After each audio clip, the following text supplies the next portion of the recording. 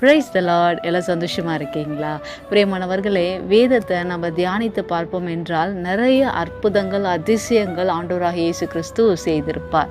அதெல்லாம் நம்ம பார்த்து இதெல்லாம் ஆண்டவர் அப்போ செய்ததாச்சு, இப்போ இதெல்லாம் நடக்குமா அப்படின்னு சொல்லி ஒரு வேளை நீங்கள் சிந்திப்பீர்களானால், இப்பையும் அதே அற்புத அடையாளத்தை ஆண்டவர் செய்ய வல்லமை உள்ள தேவனாய் இருக்கிறார். ஏனென்றால் அவர் நேற்றும் இன்றும் என்றும் மாறாதவராய் இருக்கிறார். மனுஷன் ஒரு வேளை மாறி போகலாம், ஆனால் ஆண்டவராக இயேசு கிறிஸ்து அவர் மாறாத தெய்வமாய் இருக்கிறார். பிரியமானவர்களே, ஒவ்வொரு அற்புதத்தையும் அதிசயத்தையும் நாம் தியானிக்கும் போது ஆண்டவராக இயேசு கிறிஸ்து முதலாவதாக அந்த நபரை பார்த்தவர் என்ன தெரியுமா கேட்பார்? நீ என்னை விசுவாசிக்கிறாயா?